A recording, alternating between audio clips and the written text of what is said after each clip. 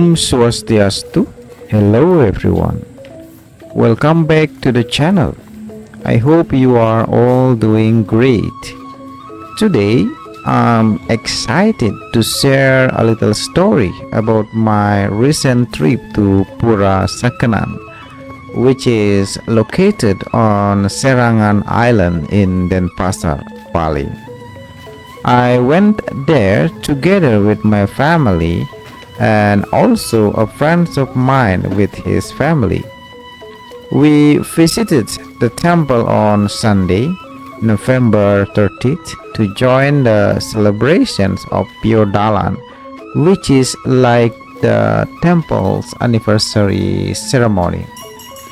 Piodalan here is held every Kuningan day, one of the major Balinese Hindu holy days. We started our journey in the morning around 7 a.m. from Ubud. It took us about 1 hour to get there.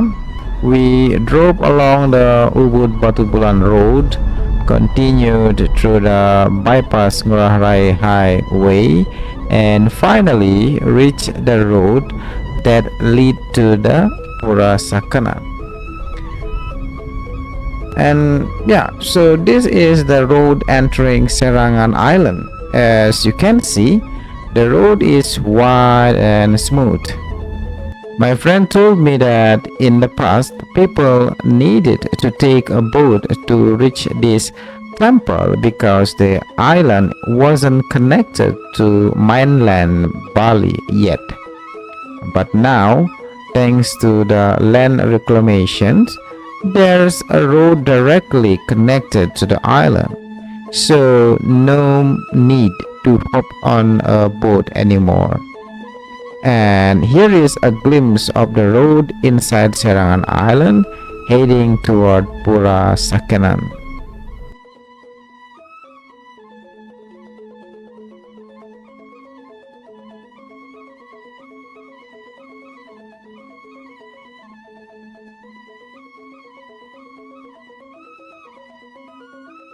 As soon as we arrive at the temple parking area, the staff helped guide us to find the best parking spot. There were several officers around, directing and making sure everything was organized.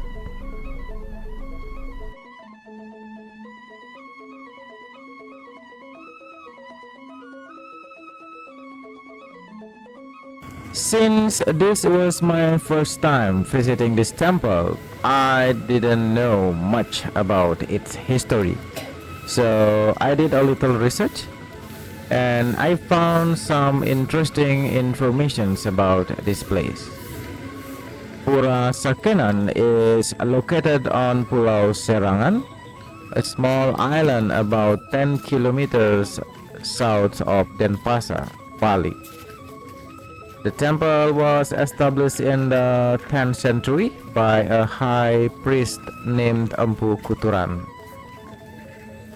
Pura Sakenan follows the typical traditional Balinese temple layout known as Tri Mandala, meaning the temple compound is divided into three main sections: the outer area, the middle area, and the innermost sanctum, which is the holiest area.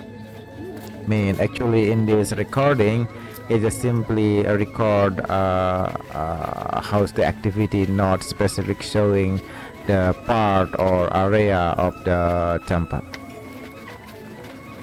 Inside the inner sanctum you'll find several palinggi screens dedicated to local deities and ancestral guardians as a reflection of the deep spiritual heritage embedded in the temple.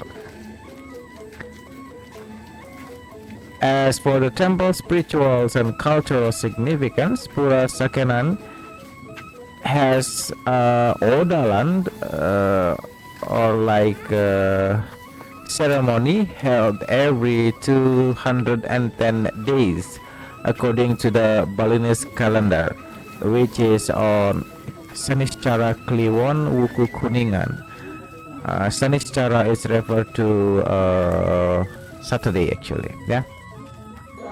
As you see, now we are already inside the temple and have found a place to sit for our prayers. So let's take a moment to pray first before I continue to keep you a narrations.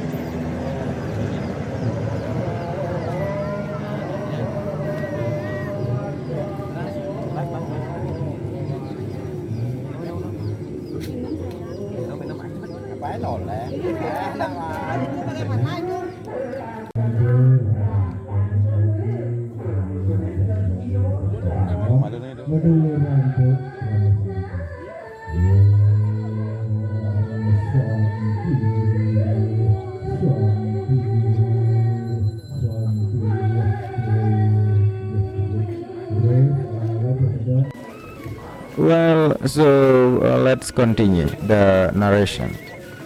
In the past, before there was a bridge, pilgrims would visit the island by traditional wooden boats, which is called as jukung, when the tide was high, or walk across the mangrove forests at low tide. But for today, thanks to the reclamations of Pulau Serangan and the constructions of a connecting bridge to mainland Bali, access is much easier by road, making Pura Sakenan more accessible for devotees and visitors alike.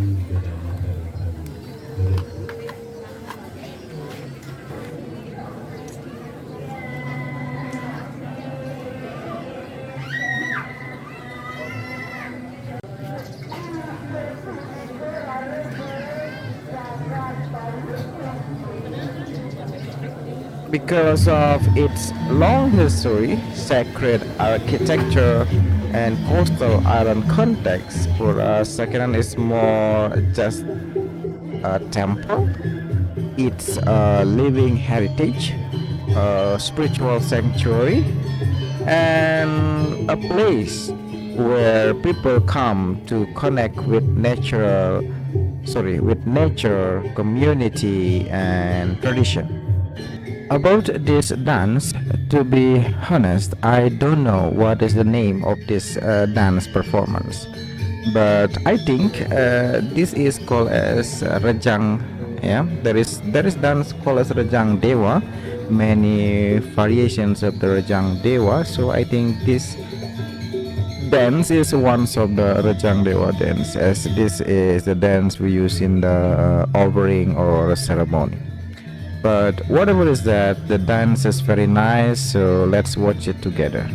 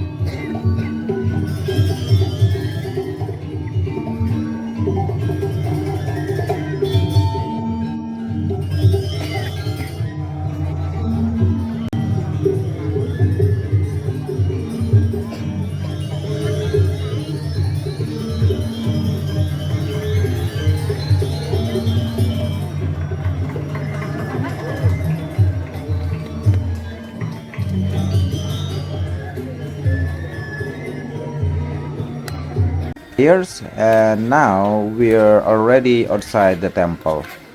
It's time to look around and do a little shopping at the small stalls around the temple. In Bali, it's a common tradition. Whenever there's temple ceremony, there will always be lots of small vendors selling food, snacks, and little treats. It really adds to the lively and joyful atmosphere of the celebration. After that, we had our breakfast together right at the parking area. Simple, but so delicious. And the best part of it is enjoying it with family and friends.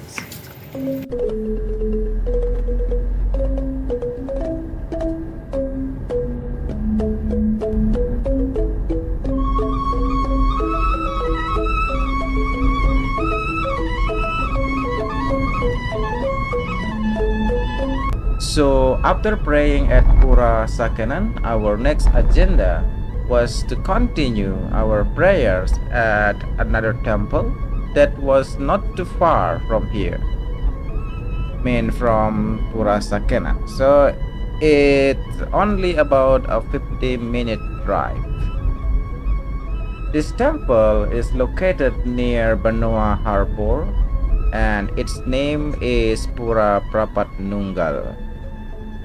To get there, we drove towards the Benoa Harbor area, then made a U-turn because the temple is on the right side of the road if you are coming from Serangan, or on the left side if you are coming from Benoa Harbor.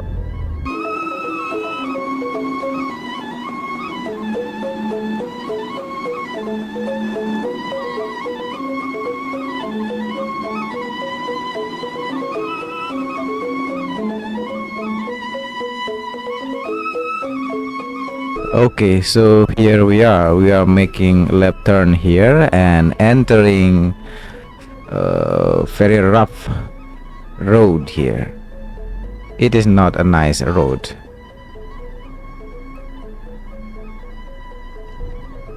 We drove for a little while along this rough, rocky dirt road, even a bit muddy, heading deeper into the mangrove forest area. Why we are going this way? Because this temple is actually located right in the middle of the mangrove forest. So the journey itself already feels quite unique and adventurous. Let's enjoy it.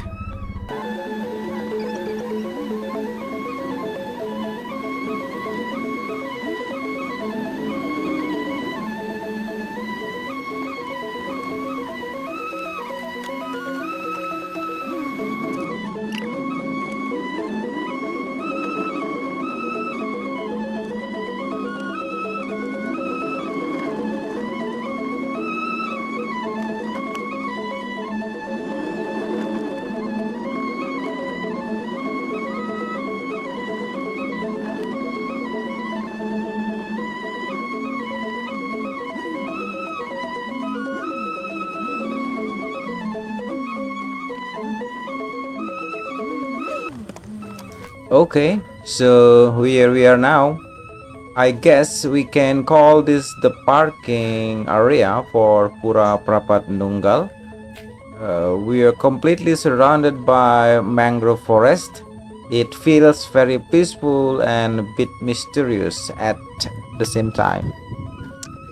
There are already a few motorcycles parked here. Maybe they belong to people who came to pray at the temple, or maybe to those who are fishing around this area. Because earlier I saw a few people carrying fishing rods on the way in. So, after we arrive at the parking area, we still needed to walk a little bit to reach to the temple. Right over there in that white car, that is the entrance gate actually. So from this point, from the entrance, we continued our walk on a wooden bridge built over the mangrove swamp.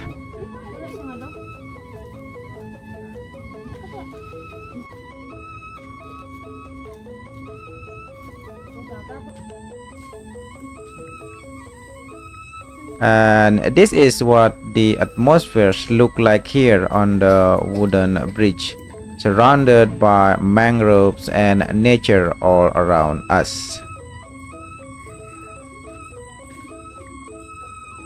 As you can see, there's nothing but mangrove forest all around us. This wooden bridge is actually the only access to Prapat Nunggal temple. To be honest, I'm not really sure about the detailed history of this temple, but it definitely feels special to be here.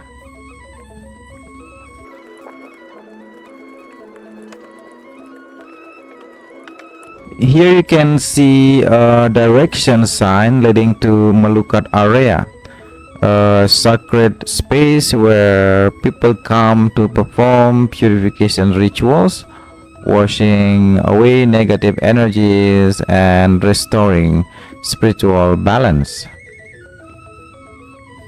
According to the historical information that I got from the board inside the temple, Prapat Nunggal temple is considered as Pura Kahyangan Jagat, mean a temple for worship by all.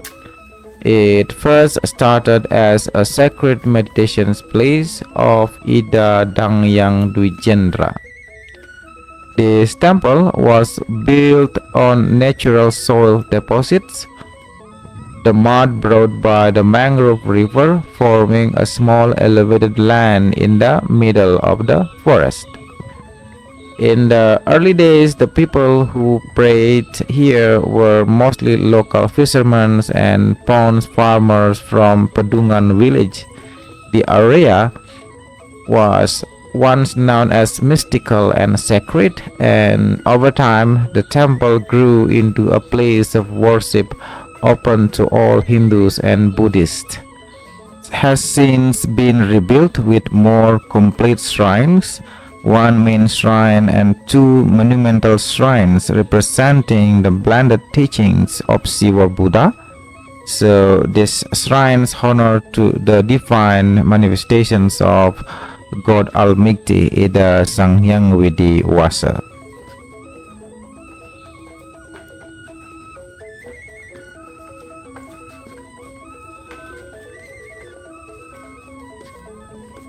As you can see, we've now arrived right in front of the temple. Here you'll notice a large statue of Lord Brahma standing prominently at the entrance. A striking and welcoming sight for everyone who comes to pray. One of the temple caretakers greeted us and explained that we should first pray at the Beji, the sacred place where people request tirta or holy water, before praying in front of the Brahma statue and entering the main temple area. So we were guided to head to the Beji first.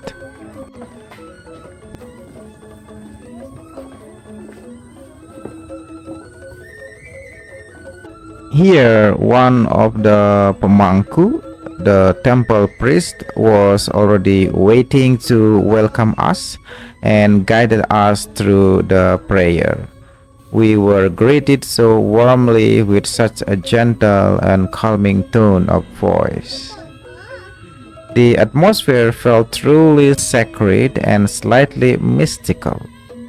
The spiritual feeling became even stronger with the sounds of Balinese gamelan blended with Chinese-style melodies. Perhaps it's because this temple represents the harmony of Shiva Buddha traditions. So let's do the prayer.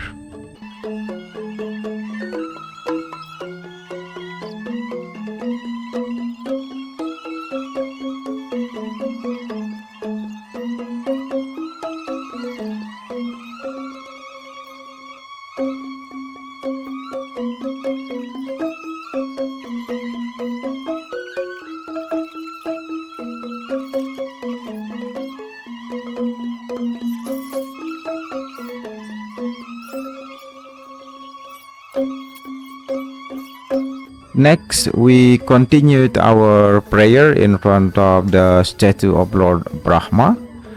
The decorative details on the statue have a strong Chinese influence, which makes it look very unique. According to the temple caretaker, if you wish to pray for blessing related to prosperity, good health, protection, success in school, and many other forms of good fortune, you can offer your prayers at any of the four sides of this Chaturmukha or four-faced Brahma statue.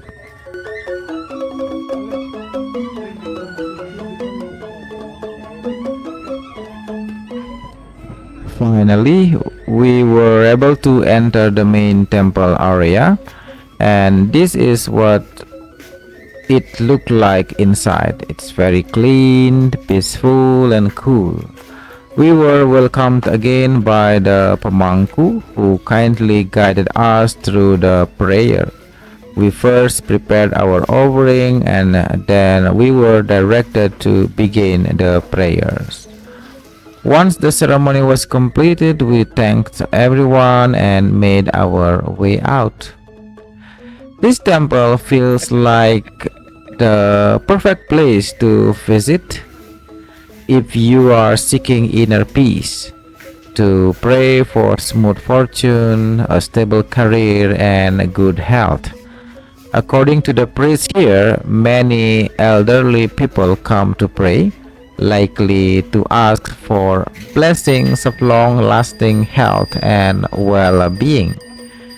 So that's the end of our Tirta Yatra journey to Pura Dalem Sakenan and Pura Prapat Nunggal. If you are in Bali, I highly recommend taking the time to visit both temples.